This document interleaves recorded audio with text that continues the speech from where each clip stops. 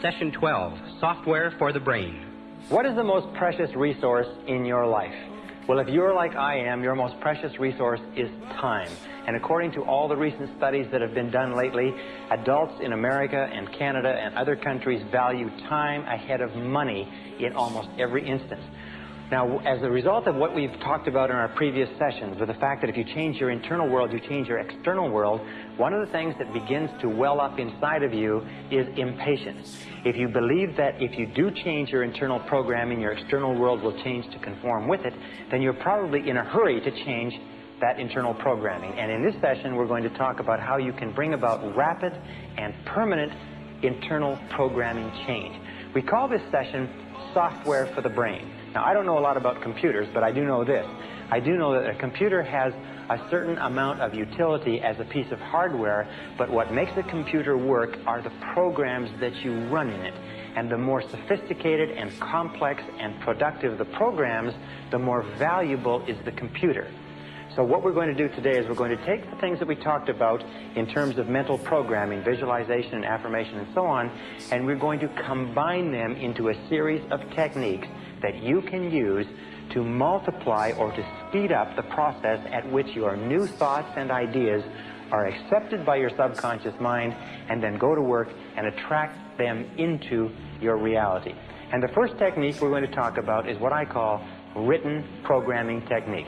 It's one of the simplest of all, and yet it is so powerful that it's almost scary. Again, I've said this to many audiences, but I'll say it to you, is that if you just practice this one technique, it will be worth 10 times the time and price of this program. If it's all you learn is this one technique, it will have an astonishing difference on your results. When I first learned about this and applied it some years ago, I couldn't believe how effective it was. And all it requires to use is discipline plus one of these. Now, this is what I use. It's a spiral notebook. It costs here $1.99, Walgreens Drugs. All it has is lined pages. And what you do is you use this to write and rewrite your goals. It's very simple. You buy one for $1.99, and you use this as the basis of written programming technique. Let me explain to you how it works. Written programming technique is based on the fact that we learn or take in information three ways. We take in information auditorily. In other words, we hear the information or we speak the information. We take it in visually. We see the information. And we take it in kinesthetically as we feel the information.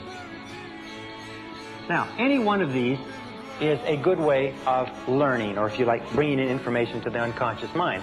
However, the more of them you can combine simultaneously, along with some of the other mental principles and programming techniques that we've talked about, the more rapidly the information is accepted. Sometimes, if you combine information in the right way, it's accepted instantaneously as a permanent change in your unconscious programming. Written programming technique is based on this, as are some of the other programs. Close your eyes after you've rewritten your goals.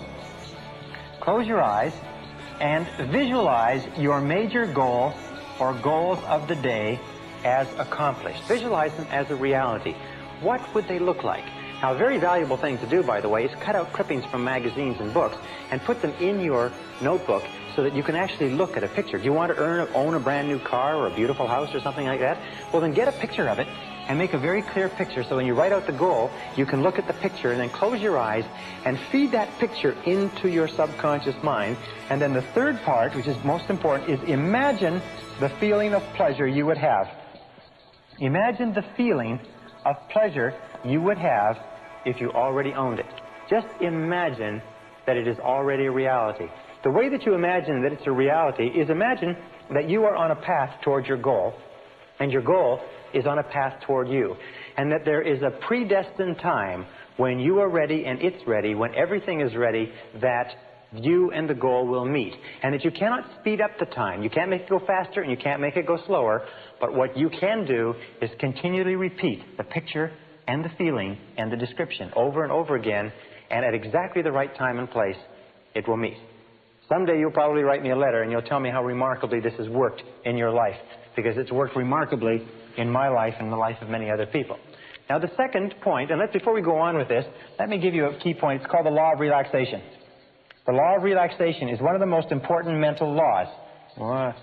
The law of relaxation simply says this, that in the physical world, if you want to drive a nail, the harder you hit it, the more physical effort or energy you put behind it, the faster you accomplish something in the physical world. If you want to drive a car faster, you step on the gas, which causes the engine to work harder and propels it forward. However, in the mental realm, it's exactly the opposite. The law of relaxation says that in all mental working, effort defeats itself.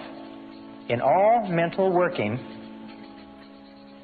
effort defeats itself. Think like this. First of all, visualize the perfect outcome. Visualize the perfect outcome.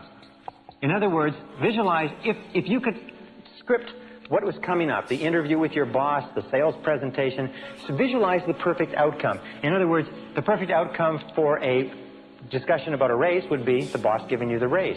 The perfect outcome of a sales conversation is the person signing the sales order. The perfect outcome of a job application is getting the job. In this case, my friend's situation, his perfect outcome was a standing ovation. So he visualized a standing ovation. That's what he programmed into his mind. He saw the entire audience rising to their feet in a standing ovation at the end of the talk. Then affirm the visualization. In other words,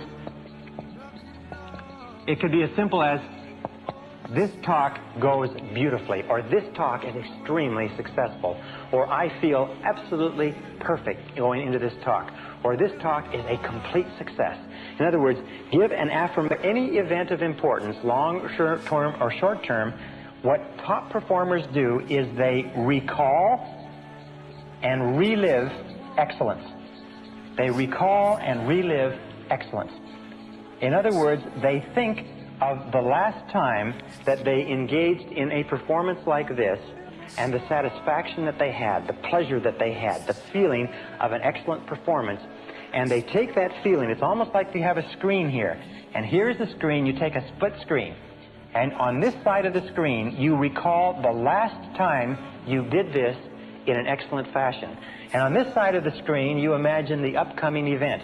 And then when you get this perfectly clearly in your mind, and you can see it with perfect clarity, that last triumph, that last success, the last sale that you closed, the last interview that went well, the last successful party or meeting or social engagement, then you transfer this into the new situation that's upcoming, and you transfer the feeling and the experience, and you overlay the two, so that as you anticipate the upcoming experience, you combine it with the feelings of success and pleasure and joy of the previous excellent experience.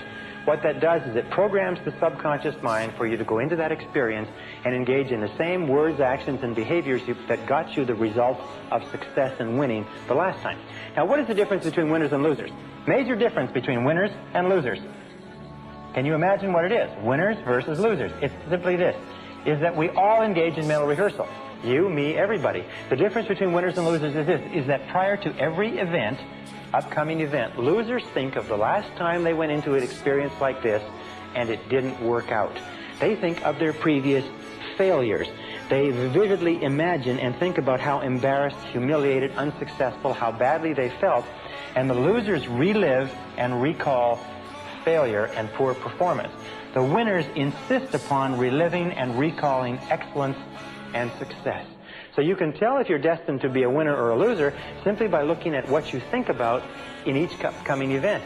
And if you just make the decision right now to think about what you desire, ask yourself, am I thinking about what I want to happen, or am I thinking about what I'm afraid will happen? Remember, the natural tendency is to think about what you're afraid of, not what you desire.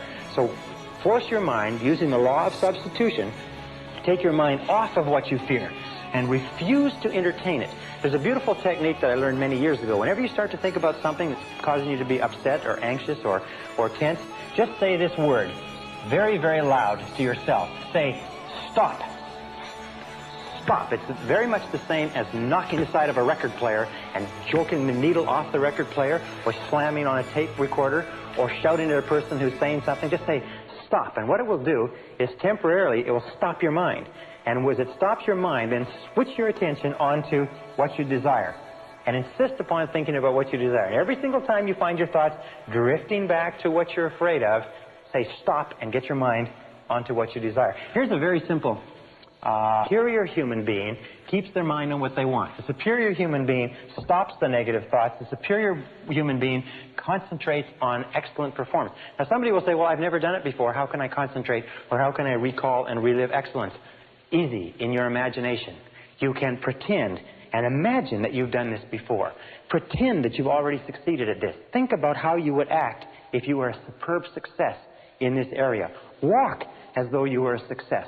In neurolinguistic programming, they find that there is a physiological state or way of walking, talking, and acting that is consistent with every emotional state. And that if you walk and talk and act the same way you would if you felt confident, as we said earlier, you'll actually feel the feelings of confidence that go with the behavior. Very important. Now here's another technique. It's called standard programming technique or standard affirmation technique. And this technique is done with cards, index cards, or you can use just a series of goals on a piece of paper. Very powerful technique. What you do with this is that, and here's the steps to standard affirmation techniques. You set your goals. You can set 10 to 15 goals. Your subconscious mind can work on 10 to 15 goals at a time. Of course, you have to have your goals in priority, but you don't have to worry about that. About 10 to 15 goals. Number 2 is you take twice daily, morning and evening. Twice daily, morning and evening. You take some time off, where number 3, you can be with no interruptions. And then you write out your goals, again in the form of positive present tense personal affirmations. Okay, goals as positive present tense personal affirmations on cards. Now many people advise that you use index cards so that you can slide the cards back and forth like this, and just put one on top of the other and write your goal in very, very large, clear letters so that the subconscious mind can see the goal with crystal clarity. And then you sit down with the goals and you read the goal. Thanks for watching. If you enjoyed this video and found it helpful, please give it a thumbs up and subscribe to our channel if you haven't already. We would also love to hear your thoughts in the comments and any video suggestions you have that is related to our content. See you in the next video.